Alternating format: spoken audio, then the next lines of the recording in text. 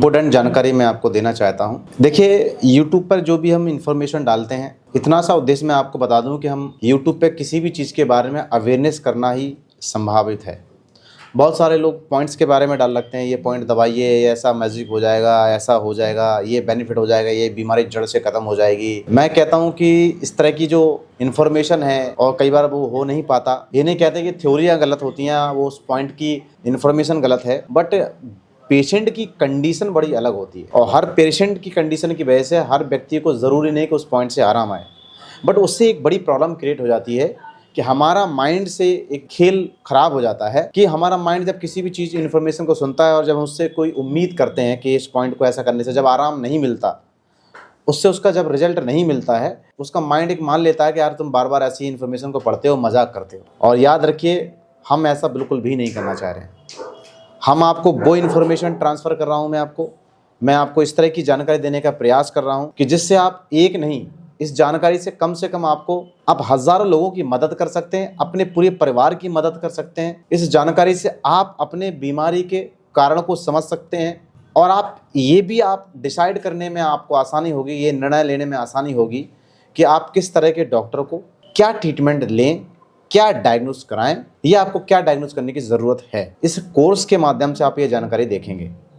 Acupuncture की theory, आज हम लीवर के बारे में चर्चा करने वाले हैं और लीवर हमारे शरीर में किस तरह से कितनी प्रकार की बीमारियां देता है। याद रखिए, जो भी हम मेडिकल डायग्नोसिस करवाते हैं या सीटी स्कैन, एमआरआई, अल्ट्रासाउंड, जो भी पैथोलॉजी और बहुत सारे हम मॉडर्न साइंस के डायग्नोसिस हैं, वो भी बहुत परफेक्ट हैं, उसमें भी कोई दिक्कत है। लेकिन उससे पहले हमारी बॉडी एनर्जी लेवल पर बीमार होती है। जिस तरह से आप भोजन लेते हैं और उस भोजन का भी एम हमारी बॉडी के अंदर एनर्जी में कन्वर्ट होके उसके बाद हमारी बॉडी के सेल्स, बॉडी के ऑर्गन्स हमारी उस ऊर्जा को प्रयोग करते हैं, क्योंकि हमारी सेल्स की जो नीड है, जो फूड है, जो फ्यूल है, वो एनर्जी है।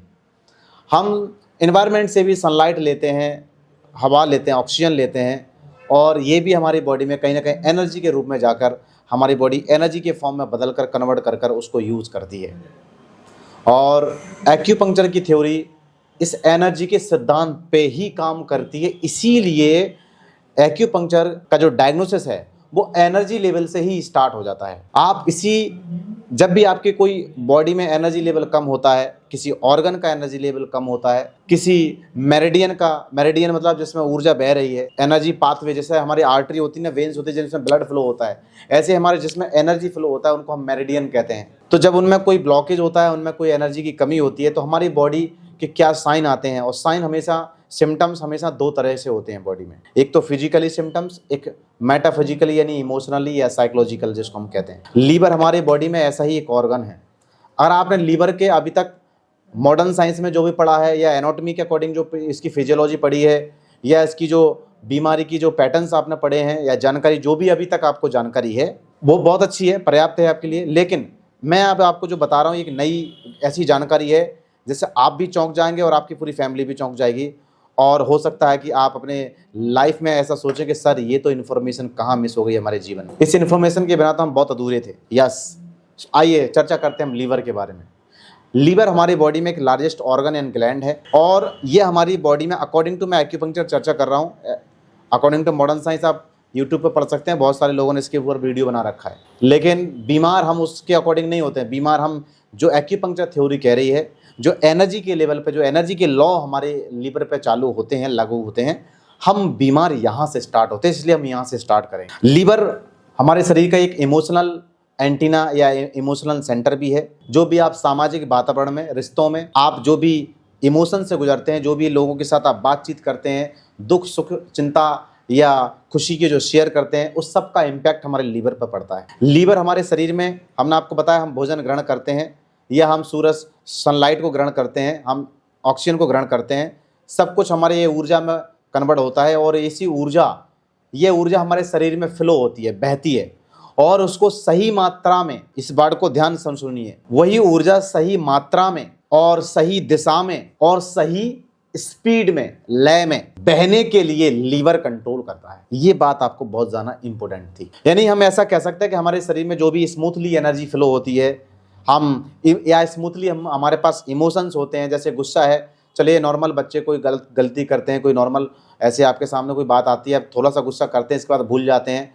और एक गुस्सा एक कंट्रोल करने के लिए इमोशंस होता है, आपने किया जेन्युइन है, बट आप बिना कारण के, बट आप गुस्से को आप कंट्रोल नहीं कर पा रहे, वो ओवर कंट्रोल हो गया, जिसमें आपने किसी को मार दिया, पीट दिया, आप पे कोर्ट केस हो गया और आप अपनी ज़िंदगी में, लाइफ में और स्ट्रेस में चले गए, ये आपको डिजीज़ की प्रॉब्लम है। ऐसे ही हमारे इमोशनल को स्मूथली फ्लो एंड एनर्जी का स्मूथली फ्लो, बैलेंसिंग, स्मूथ का मतलब ऐसा कह सकते हैं संतुलन तरीके से, ना कम ना ज़्यादा, इतना सा समझ गए, संतुलित अवस्था में बहने का काम, बॉडी एनर्जी फ्लो के लिए हमारा लीवर जिम्मेदार है। एक दूसरा पॉइंट ये है कि लीवर की एनर्जी हमारी बॉडी में हमारे तरफ से 4 डायरेक्शंस बनते हैं। जैसे हमारे देखते हैं ना, हम अपने यूनिवर्स पे भी देखते हैं या कि नॉर्थ है तो साउथ है, ईस्ट एंड वेस्ट है, ये डायरेक्शन बन रहे हैं ना, हमारी बॉडी के अंदर भी यही डायरेक्शंस हैं। हमारी बॉडी की भी जियोग्राफी अलग है। तो हमारे जब लीवर क्या करता है, ये चारों दिशाओं को एनर्जी फ्लो कराता है। और जब ऐसा कह सकते हैं एक चौराहा है कि आप दिल्ली को भी जा सकते हैं, जयपुर को भी जा सकते हैं, चंडीगढ़ को भी जा सकते हैं और आप भोपाल के लिए भी आ सकते हैं। एक चौराहा है, एक सर्कल है। तो लीवर हमारे सारे बॉडी के जोन्स को, एरियाज को एनर्जी की सप्लाई करता है। जब आप कोई इमोशनल स्ट्रेस, टेंशन, गुस्सा, क्रोध, ऐसा कुछ भी करते हैं, गिल्ट, रिग्रेट, कोई ऐसा मनमुटाव, दबा हुआ क्रोध, ऐसा आपकी बॉडी में रहता है, तो ये लीवर की एनर्जी क्या करती है, ब्लॉक हो जाती है। और जैसे एनर्जी ब्लॉक होती है तो वो क्या करती है, अगर जो अप डायरेक्शन में जानी चाहिए थी, जो दिमाग के लिए भेजनी थी, वो दिमाग की एनर्जी नहीं जाएगी। जो हमारे लोअर पार्ट की बॉडी के लिए एनर्जी भेजनी चाहिए थी उनको काम करने के लिए, वो सप्लाई नहीं जाएगी। हो सकता कोई ना कोई एक जोन ऐसा रहेगा कि धीरे धीरे ब्लॉक हो जाएगा, फिर धीरे धीरे दूसरा जोन भी ब्लॉक होगा। और इसी को हम एक्यूपंक्चर की भाषा में एनर्जी की रुकावट कहते हैं, ऊर्जा की रुकावट कहते हैं, या एक्यूपंक्चर में एनर्जी को की भी बोलते हैं, तो लीवर की स्टैग्नेशंस भी बोलते हैं।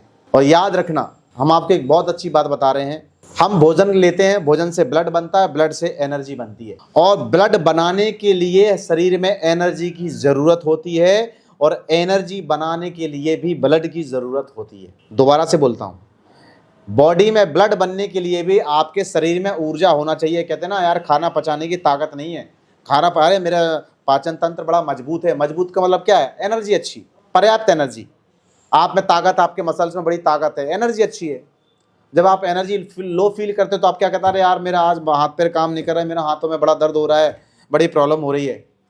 और आप क्या करते हैं, आप एनर्जी लो फील करते हैं, आप थकावट फील करते हैं, आप फाइब्रोमाइल्जिया यानी मस्कुलर पेन फील करते हैं, तो ये लेस ऑफ एनर्जी ही है। तो जब आप हमारे बॉडी में जब एनर्जी, तो ये याद रखना, इसलिए ब्लड को बनाने के लिए एनर्जी की ज़रूरत होती है और एनर्जी बनने के लिए ब्लड की ज़रूरत होती है। और मैं आपको बता दूं कि जब हमारे शरीर में कहीं एनर्जी में रुकावट होती है तो ब्लड सर्कुलेशन भी ब्लॉक होने लगता है, क्योंकि ब्लड सर्कुलेशन को कराने के लिए भी एनर्जी की ज़रूरत है, और एनर्जी आपकी ब्लॉक पड़ी। जब एनर्जी ब्लॉक पड़ेगी तो जो ब्लड सर्कुलेशन हो रहा था वो भी नहीं होगा, तो ब्लड स्टैग्नेशन भी हो जाएगा। इसी का नाम है लीवर ब्लड स्टेसिस या लीवर ब्लड स्टैग्नेशन। और आज के टॉपिक का नाम लीवर ब्लड स्टैग्नेशन है। आप जानते हैं कि आपकी बॉडी में अगर लीवर ब्लड स्टैग्नेशन हो गया तो आपको कितने डिफरेंट टाइप की बीमारियां होंगी। अच्छा, आपको बीमारियां लीवर में नहीं आएंगी, ये भी मैं आपको बता दे रहे हैं, ये आप चौंक के बड़े हैरान हो जाएंगे। ये अगर आपके लीवर में ब्लड का स्टैग्नेशन हो गया है, बहुत समय से लीवर की एनर्जी में ब्लॉकेज चल रहा था, आप बहुत दिनों से स्ट्रेस, दबाव, क्रोध, टेंशन, एंजाइटी, ये सब हो रहा था, तो बहुत दिनों से लीवर में एनर्जी ब्लॉक, अब वही लीवर में ब्लड स्टेसिस में बदल गई, कन्वर्ट हो गई। मालूम है अब आपकी बीमारियां कहाँ पैदा होंगी, आपस यही कन्फ्यूजन है। और सच बताएं, हम यहीं फेल हो जाते हैं और हम डिफरेंट डॉक्टरों के पास, बहुत सारे मेडिकल से परेशान होते रहते हैं। हमारी बीमारी डायग्नोस नहीं होती है, हमारे सिम्टम्स ही नहीं जाते हैं और हम परेशान होते रहते हैं। आज मैं आपको जो जानकारी दे रहा हूँ अवेयरनेस के लिए, सच बताएं आज आपका दिमाग ओपन होने वाला है। बहुत इंजॉय से सुनिएगा, ध्यान से सुनिएगा, आप चौंक जाएंगे। आज आप ये कहेंगे, सर ये क्या बता रहे हैं सर।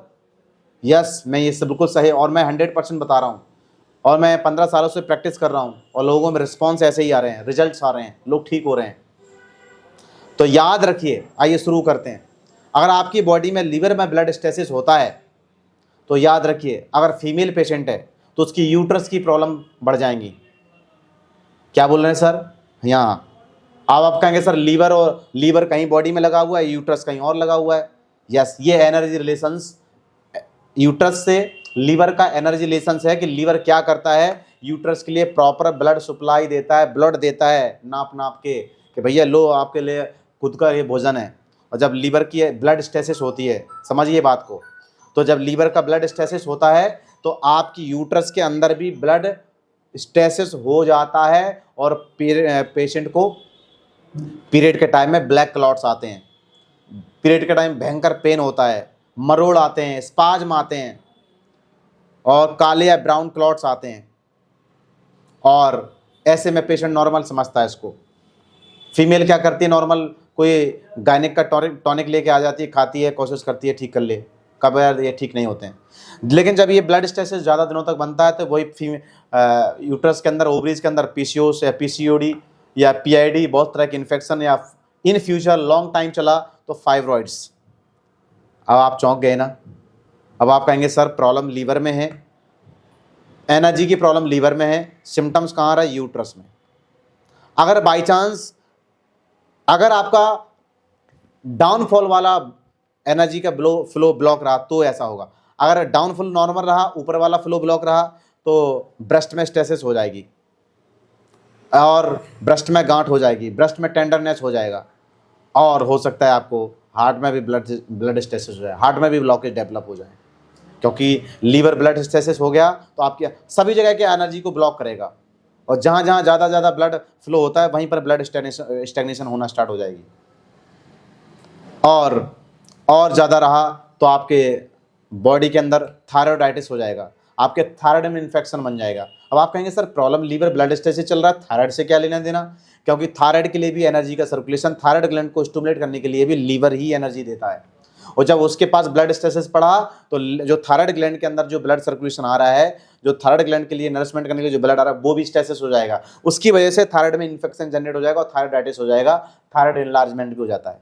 मैंने बहुत सारे पेशेंट्स का इस प्रोटोकॉल से लीवर ब्लड स्टेसिस को ठीक करके बहुत सारे पेशेंट का ये ठीक किया है, एविडेंस बेस की बात कर रहे हैं। अब आप कहेंगे सर ये सब कैसे पॉसिबल है? एंड आपकी बॉडी में याद रखिए, कहीं भी जब ज़्यादा दिनों तक लीवर में ब्लड स्टेसिस रहता है तो आपकी बॉडी में भी ब्लड स्टेसिस, जगह जगह गांठें, जगह जगह नोट्स बनना स्टार्ट हो जाती हैं। यहाँ तक कि कभी कभी आपको बॉडी में स्टेबिंग पेन, चुभन, छुरा गोपने वाला पेन, बहुत स्टेबिंग पेन, शार्प पेन होता है।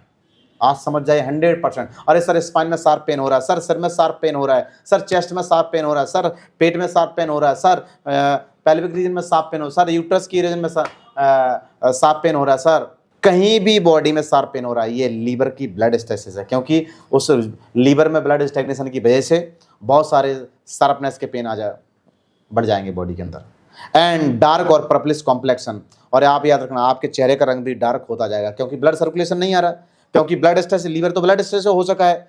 क्योंकि लीवर हमारा क्या करता है, हार्ट के लिए प्रॉपर 4 से 5 लीटर ब्लड नाप के देता है पंपिंग करने के लिए। लो भैया इतना लीटर ब्लड लो, क्योंकि ब्लड हार्ट को पंप करने के लिए इतना ही ब्लड चाहिए, पंपिंग करने के लिए 4 से 5 लीटर, और वो नाप के लीवर देता है।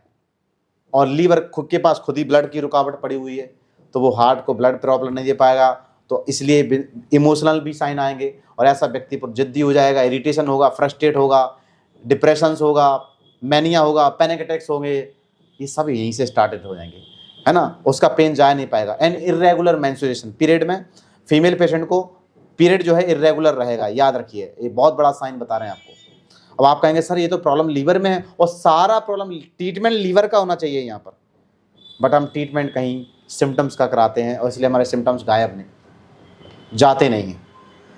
And varicose veins and spider veins, किसी किसी के पैरों में स्पाइडर वेन्स हो जाती हैं एंड वेरिकोज वेन्स हो जाती हैं, याद रखिए या हमारे लीवर की ब्लड स्टेसिस की वजह से होते हैं। क्योंकि आर्टरी के अंदर और वेन्स के अंदर वो एनर्जी प्रॉपर बचती नहीं है, जिससे आर्टरी जो वेन्स क्या करती हैं कि पूरा ब्लड फ्लो को, पूरी उस साइकिल को पूरा कर नहीं पाती हैं, तो वेन्स के अंदर वो ब्लड क्लॉट होने लगता है, ब्लड स्टेसिस होने रुकने लगता है। और जब ज़्यादा दिनों तक आर्टरी में या वेन्स में ब्लड रुकता है, वैसे तो वेरिकोज वेन्स में ही रुकता है, आर्टरी में रुकता नहीं है, बट वेन्स के अंदर वो ब्लड रुकता है, तो ब्लड क्योंकि वेन्स के अंदर क्या है, उसकी बॉल को भगवान ने इतना फ्लेक्सिबल बना रखा है कि बाई चांस ओवरलोड हो तो आप फैल सकते हैं, और ओवरलोड ज़्यादा दिनों तक बनी रहती है, वो फैलना स्टार्ट हो जाती हैं और दिखना स्टार्ट, इसी का नाम वेरिकोज वेन्स है। अब आप चौंक रहे होंगे ना कि सर एक कॉज से कितनी सारी बीमारियां, and digestive issue, bloating and poor appetite, इस तरह के सिम्टम्स भी आ सकते हैं। And emotional issue, mood swings, गुस्सा, डिप्रेशन, ये आपको सब कुछ लीवर ब्लड स्ट्रेस से आ रहा है। अगर आपके लीवर ब्लड स्ट्रेस से ज़्यादा दिनों तक रहा तो आपकी बॉडी में क्रॉनिक इन्फेक्शन भी डेवलप हो सकता है, आपको बहुत डेंजर ब्लीडिंग भी स्टार्ट हो सकती है। बहुत सारे पेशेंट में हमें ऐसे देखने को मिला है। और आपका दिमाग, आपकी डिसीजन लेने की क्षमता, आपकी विल पावर क्षमता, आपका कॉन्फिडेंस, एक्साइटमेंट, ये सब आपका लॉस्ट होता हुआ दिखेगा। आपको लगेगा ज़िंदगी में मैं ही दुखी हूँ। आप खुद पे गिल्ट करना स्टार्ट हो जाएंगे। और कई बार तो बहुत ज़्यादा दिनों तक अगर ऐसा चलता है तो सुसाइड की टेंडेंसी, सुसाइड की कंडीशंस भी, थॉट्स भी इसमें आने लगते हैं।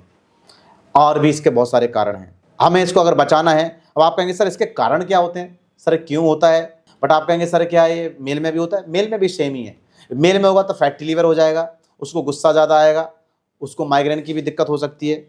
वैसे फीमेल में माइग्रेन ज़्यादा पाया जाता है ना, उसको ये भी होगा। एंड उसके हार्ट में ब्लॉकेज हो सकते हैं, उसको एंजाइटी, डिप्रेशन, घबराहट, ये भी सब हो सकता है। हाइपरटेंशन भी के भी चांसेस बन सकते हैं। सोचिए, एक लीवर की वजह से कितने सारे डिजीज़, कितने सारे डॉक्टर्स का मैंने आपको रिफरेंस बता दिया। अगर आपको इतनी सारी बीमारियां जो मैं नाम ले रहा हूँ अगर हो जाती है तो आप गायने के पास अलग जाते हैं, आप गैस्ट्रो के पास अलग जाते हैं, आप कार्डियो के पास अलग जाते हैं, साइकेट्रिक के पास आप अलग जाते हैं। बट एक्यूपंक्चर थ्योरी कितनी स्मार्ट थ्योरी है। और सच पता है, आपकी बॉडी जब आपको ये इस तरह की जब कोई बीमारी आती है तो आप में सिम्टम्स यहीं से स्टार्ट होते हैं। सबसे पहले आपका मूड स्विंग्स होता है, छोटी छोटी बात पर आप इरिटेशन, आपको लगता है ये तो नॉर्मल बात है। ये नॉर्मल नहीं है, ये आपकी लीवर की एनर्जी ब्लॉक हो रही है, एक्सेस गैस फॉर्मेशन हो जाती है। अब सर लीवर ब्लड डिसीज के कारण क्या होते हैं? सबसे पहला कारण है इमोशनल स्ट्रेस, एंगर, फ्रस्ट्रेशन। अगर आप ज़्यादा स्ट्रेस और गुस्सा ज़्यादा करते हैं तो लीड टू ब्लड स्टेसिस। याद रखना, लीवर की एनर्जी, पहले एनर्जी ब्लॉक होती है, फिर उसमें ब्लड स्टेसिस हो जाता है और आप इस खतरनाक प्रॉब्लम से ग्रसित हो जाते हैं। और आप ट्रीटमेंट कराते रहते हैं सिम्टम्स का, जड़ का, रूट का ट्रीटमेंट होता ही नहीं है।